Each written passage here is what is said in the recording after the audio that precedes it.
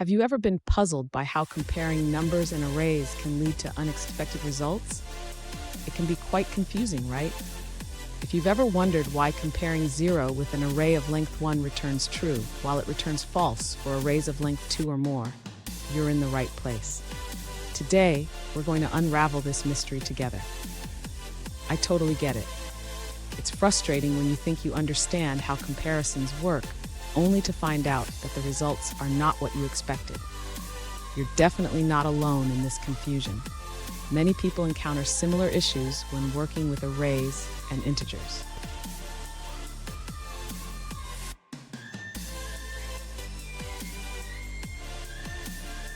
Let's dive into the specific question at hand.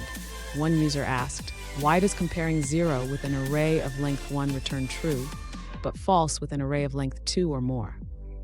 This is a great question, and one that can really stump even seasoned programmers. So let's break it down. To understand this, we need to look at how JavaScript handles comparisons. When you compare a number with an array, JavaScript tries to convert the array to a primitive value. For an array of length 1, it converts it to the single element inside. But for arrays with 2 or more elements, it converts it to a string representation, which changes the comparison outcome. And stick around. At the end of this video, I'll share a quick tip on how to avoid these kinds of pitfalls in your coding journey.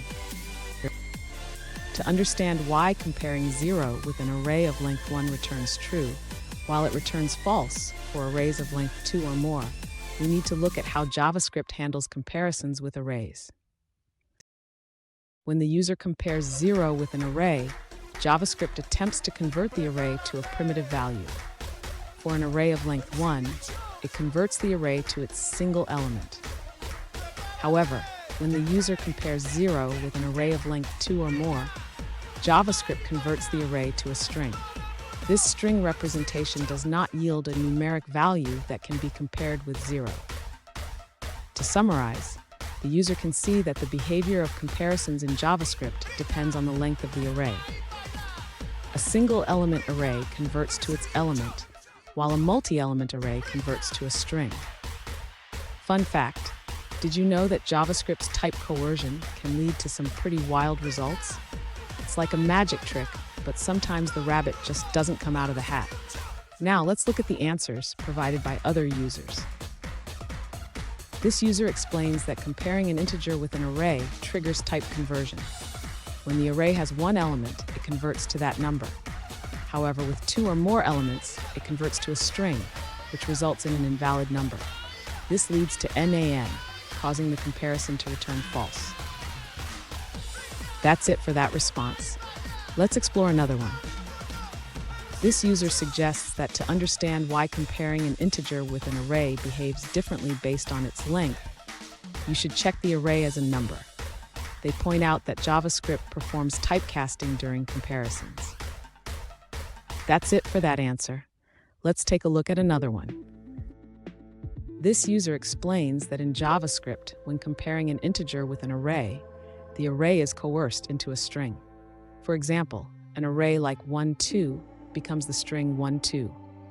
This means that when you compare 0 with an array of length 1, it evaluates to true, but with an array of length 2 or more, it evaluates to false due to this coercion. That wraps up that answer. Let's move on to another one. This user suggests that to compare the length of an array, you should use the length property. Instead of comparing an integer directly to the array, check the array's length for accurate results. Let's take a moment to review another user's answer. This user explains that in JavaScript, when you compare an integer with an array of length 1, the array's value is treated as that single element. For example, if you push the number 1 into an empty array, comparing 0 to that array returns true because it sees the value 1. However, when the array has 2 or more elements, it is treated as an array type, which cannot be directly compared to a number. This is why comparing 0 to an array with multiple elements returns false. Here's the tip I promised. Always be mindful of how JavaScript handles type coercion. When in doubt, use explicit comparisons or check the types before comparing. And there you have it. Now you understand why comparing 0 with arrays of different lengths can yield different results. Remember, understanding these nuances can make you a better programmer. If you found this video helpful, hit that subscribe button for more coding tips and keep coding confidently.